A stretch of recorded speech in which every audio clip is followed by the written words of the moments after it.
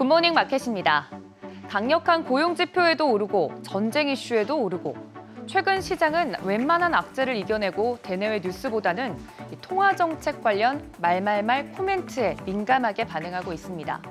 내일부터 나오는 주요 경제 지표 발표를 앞두고 오히려 전쟁 이슈로 시장의 무게추가 금리와 통화 정책 쪽에 쏠려 있다는 걸 다시금 확인해 볼 수 있었습니다. 간밤 뉴욕 증시는 3대 지수 일제히 상승 마감했습니다.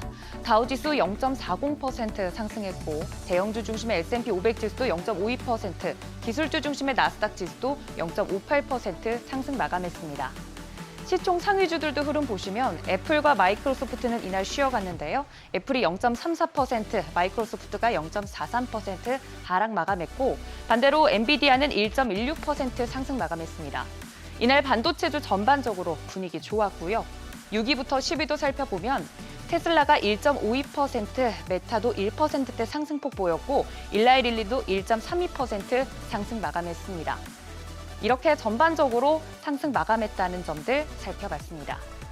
또 다른 불확실성 요소로 떠오른 전쟁 이슈, 다행히도 시장이 우려했던 최악의 시나리오는 나오고 있지 않은 상황입니다. 이번 전쟁이 미국과 이란의 대리전으로 번지는 것이 아니냐라는 걱정이 앞섰는데요. 그럴 만한 뚜렷한 줄거리를 아직 찾지 못했고 더불어 콜럼버스데이로 휴장했던 채권 시장이 개장 후 매수세가 몰리면서 수익률 급락으로 이어진 것이 오히려 증시에는 호재로 작용했습니다. 이날 국채시장에서 벤치마크 10년물 금리 전거래일보다 2.6% 이상 급락한 4.6%대에 기록했습니다. 10년물 금리는 최근 4.8%대 후반까지 치솟았다가 고점 논란 후 후퇴했는데 연휴 기간 사이에 전쟁이 발발하면서 결과적으로 크게 밀리기 시작했다는 분석입니다. 통화정책에 민감한 2년물 국채금리도 오랜만에 보겠습니다. 또 한 번 하락을 하면서 4.9%대에 마감이 됐는데요. 2년물 국채금리가 5%대 아래로 떨어진 것은 지난달 중순 이후 처음입니다. 더불어 오히려 이번 전쟁 이슈가 연준의 금리 인상을 막을 수 있다는 기대감이 커져가고 있습니다. 라파엘 보스틱 애틀랜타 연방준비 총재도 최근 연준 인사들이 잇따른 비둘기 발언에 합류를 했습니다. 보스틱 총재는 연준 내 대표적인 비둘기파로 꼽히는데 지난 3일만 해도 매파에 가까운 발언을 내놓으면서 시장을 놀래키기도 했었죠. 참고로 투표권은 없습니다. 그는 연준이 더는 금리를 인상할 필요가 없고 앞으로 경기 침체가 발생하지 않을 것으로 본다고 밝혔습니다.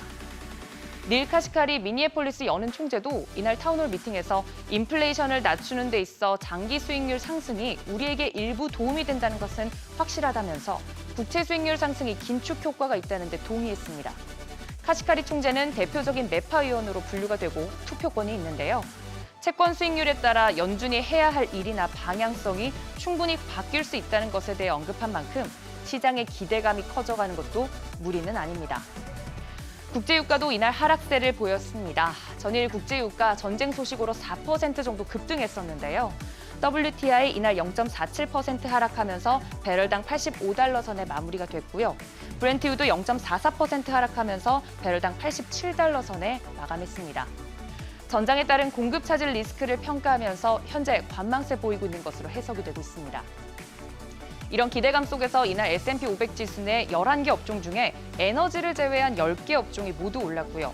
유틸리티, 필수 소비재, 임의 소비재, 자재 관련주가 1% 이상 올랐습니다.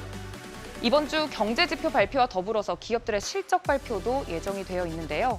오는 12일에는 델타항공과 도미노피자 등의 실적이 나오고 13일에는 JP모건 체이스, 시티그룹, 블랙록, 웰스파고, 유나이티드 헬스 등의 실적이 발표될 예정입니다.